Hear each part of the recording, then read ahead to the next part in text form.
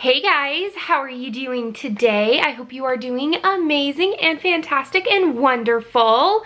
So, for those of you who are coming over from Lisa's channel to listen to chapter 2 of Kitty Confidential, hello, how are you? I hope that you're subscribed and you can peruse my channel for all of the cozy goodness. Those that are here that are my subscribers, hello, welcome back. I hope you're having a good day. So, I'm not going to stall too long. Let's get into chapter 2 of Kitty Confidential. So if you don't have this book yet, it is on Kindle Unlimited, or I think that you can get it for $3.99 on Amazon if you want to go the e-reader route. I don't know how much they are physically because I have Kindle Unlimited, so I was like, ooh, technically that's free to me right now. So let's dive in. I woke up on the conference room floor. Funny, I couldn't remember passing out, yet there I was. My heart whomped a million miles an hour, but most of my body had become fuzzy and tingly. I tried to move my arms, but they seemed content to lay splayed out at my sides. One by one, my senses started to come back online. Pop! Mrs. Fulton's shriek was the first thing I heard. Then others in the room began to murmur amongst themselves. Some voices I recognized, but others were completely unfamiliar. Bethany said, "It's probably time we threw that old thing out."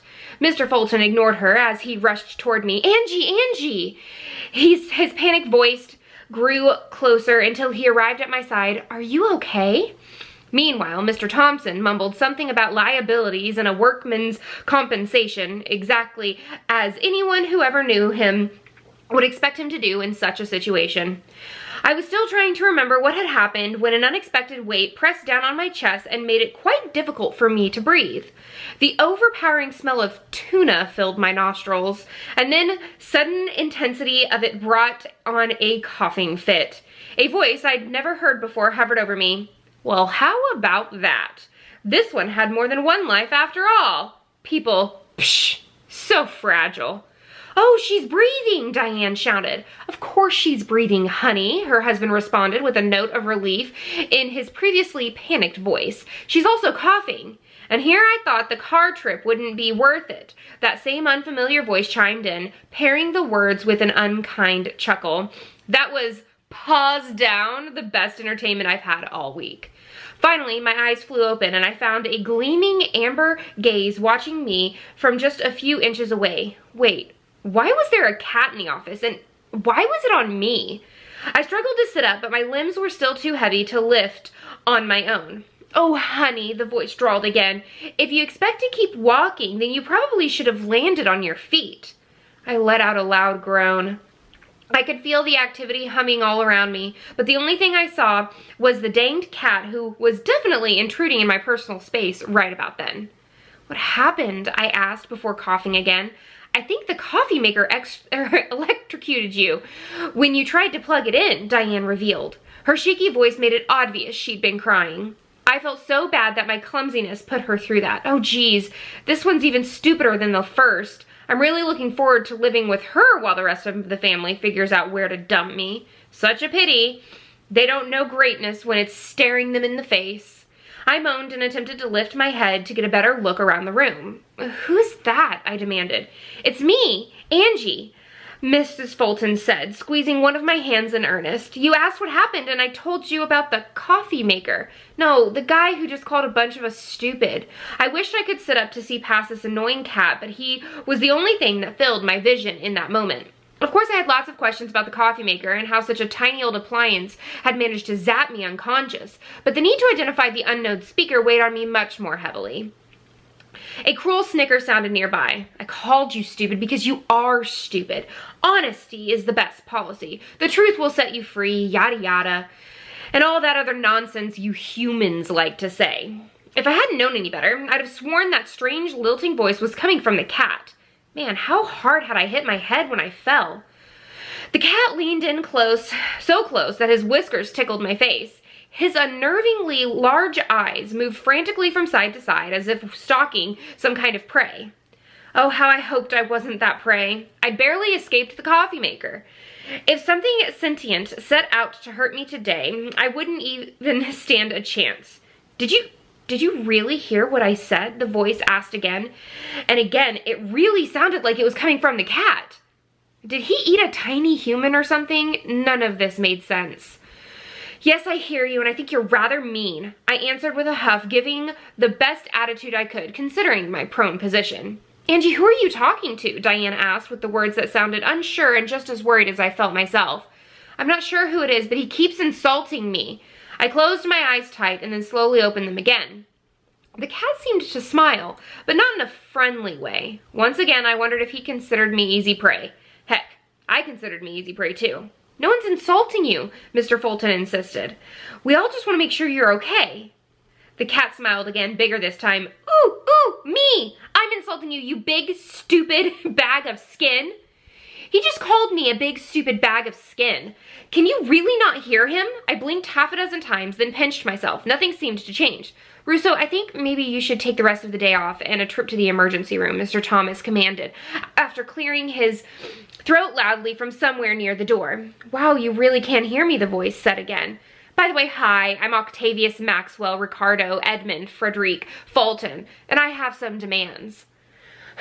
I was having a difficult time keeping track of all the threads of conversation. I knew the partners were worried about me and about themselves, but I still couldn't identify the mysterious speaker or figure out what he wanted. Octavius Maxwell who? Honey, are you talking about the cat? Mrs. Fulton asked, picking the tabby off of my chest. My straining lungs thanked her, and I immediately felt stronger. In a cutesy baby voice, Diane held the cat up to her face and cooed, "Are you trying to help our Angie feel better? You're such a sweet fuzzy wuzzy."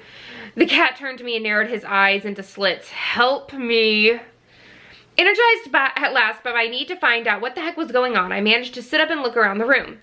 "Oh, good, now you can move again. Peters will take you to the hospital," Thompson decreed. Bethany sighed, but didn't argue the point. "Wait," the tabby cat trotted up to me the second Diane set him back on the floor. "What about my demands?" I stared at him, dumbfounded. There was absolutely no way. The cat flicked his tail and emitted a low growl from deep in his throat. "I know you can hear me. So how about doing the polite thing and keeping up your end of the conversation, huh?" "What do you want?" I whispered, but still everyone in the office could see and hear the crazy lady talking to the cat she just met. "My owner was murdered, and I need you to help me prove it. Also, of equal importance, I haven't been fed in hours, maybe years." His ears fell back against his head, and his eyes widened, making me feel inexplicably fond of him despite his bad attitude. Then the first part of what he said hit me. I gasped, "Murdered?" Bethany teetered nervously and grabbed me by the arm. "Okay, let's get you to the hospital. Hallucinations are not a good sign." But I began to argue. The argument fell away when I realized I had no sane or valid reason to resist. "Murdered!" the cat shouted after me dramatically. "She was offed before her time, and now that I know you can hear me, you're going to help me get her the justice she deserves. It's the last thing I could do to think of for all the years she spent feeding me and arranging my pillows just as I like them. Also, did you hear the part about me needing to be fed?" Bethany and I had almost made it to the doorway. That meant it was my last chance to talk to the cat. For all I knew, we would never see each other again. Of course, I knew it was totally crazy to assume there was even a chance of any of this being real, but still, I couldn't ignore the fact that the talking tabby needed my help. "I want to help," I bellowed back into the room just before the door closed behind us. "No, you need help," Bethany growled, sounding even more like an animal than the cat had. "Thanks a lot, by the way. This is the first time they included me in something this important to the firm. Now, thanks to your little act with the coffee maker, I'm gonna miss it." That hurt almost as bad as the zap from the coffee maker. "You honestly don't think that I electrocuted myself just to sabotage you, do you?" She sighed and pinched the bridge of her nose. "No, I'm sorry. I know it's not your fault. I just have to work twice as hard to get ahead since I'm the only female associate, and everyone wants to put me on the baby track instead of the partner track." "Yeah, well, at least you're not just some glorified secretary." I honestly couldn't believe Bethany was complaining about her problems when I had just had a near-death experience a few minutes earlier. Maybe I could. It was Bethany, after all. She settled me into the passenger seat. It was a newer model Lexus, which told me she probably didn't have things quite as bad as she thought. Still, I felt guilty for costing her what she considered to be her big shot, so I said, "For what it's worth, you're the smartest one of them all." She laughed, as she buckled her seat and adjusted the rearview mirror. Even more than Thompson and Fulton? I nodded and the movement made me dizzy. Especially more than Thompson and Fulton. We shared a brief glance of camaraderie before she backed out of her spot and navigated to the main road. Hopefully there would be no more trains passing through today, because despite our brief bond of sisterhood, I wasn't sure how long either of us could handle being trapped in the car together. Thanks for taking me, even though I know you didn't want to. You don't have to wait around. Just drop me off and I'll call my Nan to come get me when I'm done. I already planned on it. If I hurry, I can still make part of the reading. She tapped her temple to once again show her superior thinking. And just like that, we were back to normal. As for me, I wasn't so sure. Okay, that cat is freaking hilarious. I love cats, if you don't already know.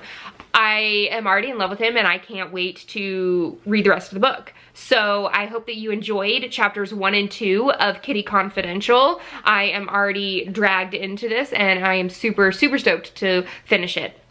So please give this video a thumbs up and subscribe if you haven't already. And until next time, guys, happy reading. Bye.